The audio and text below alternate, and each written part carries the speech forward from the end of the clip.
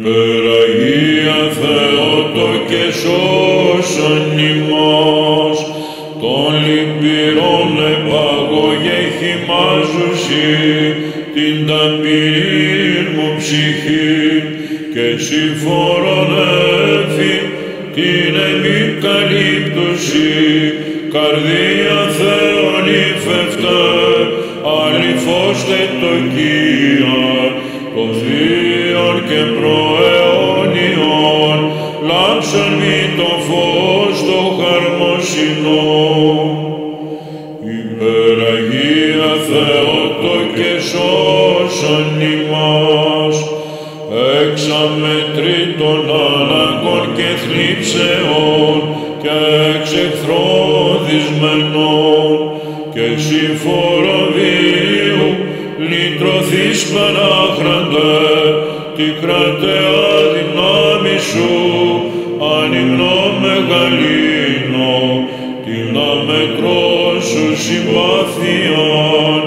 και την εις εμέσου παράκληση. Δόξα Πατρί και Υιό και Αγίο Πνεύματι,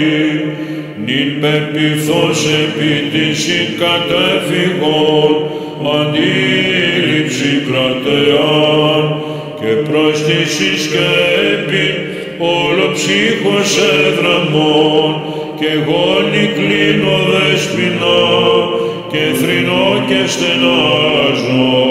μη με παρήγεις των αθλιών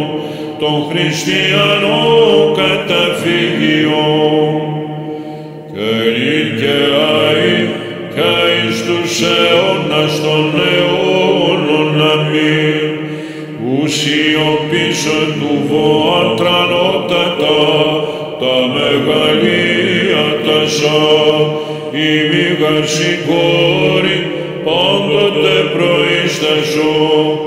υπέρ μου πρεσβεύουσα το Υιό και Θεό σου, της εκτός του με κλειδωνός και δίνω κινδύνων ερίσατο.